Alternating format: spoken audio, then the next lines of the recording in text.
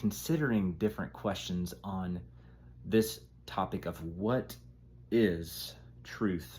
Well, by way of introduction, uh, let's consider some examples of how truth is debated today.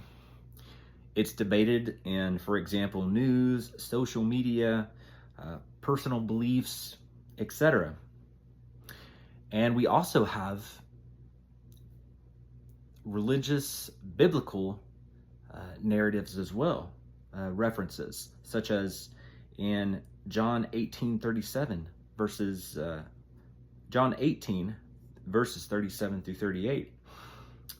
Pilate, who was in the first century AD, the Roman governor in Jerusalem during Jesus's time, well, when this court case finally happens and it gets up to the highest level where Jesus is brought into the chambers, the court chambers of Pilate, Pontius Pilate, the Roman governor, and Pilate simply asks this philosophical question. By then they are already engaged in this conversation, and Pilate himself asked this question: what is truth?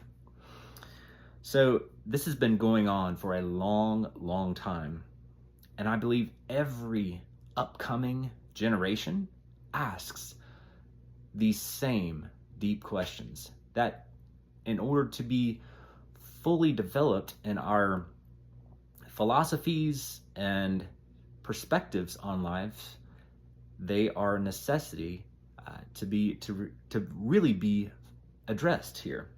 And so let's start off with some starter questions just to get you kind of engaged here. Okay, consider this. When you hear the word truth, what comes to mind? Why do you think so many people disagree on what is true?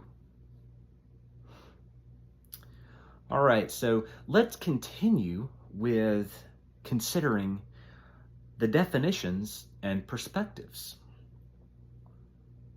We're going to discuss the different ideas of truth, because let's face it, there's so many out there.